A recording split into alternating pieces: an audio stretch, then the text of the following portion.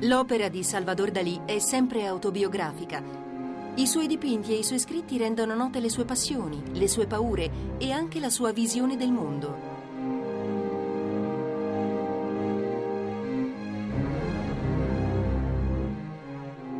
Per tutta la sua vita dipinge molti autoritratti che riflettono il suo stato interiore, ma il più straordinario è senza dubbio il grande masturbatore.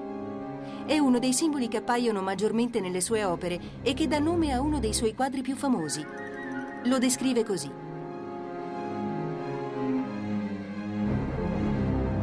Rappresentava una grande testa, gialla come la cera, dalle gote scarne, dalle lunghe ciglia e con un naso imponente schiacciato a terra. Questo volto non aveva bocca e al suo posto aveva attaccata un'enorme cavalletta. Il ventre della cavalletta si decomponeva ed era pieno di formiche.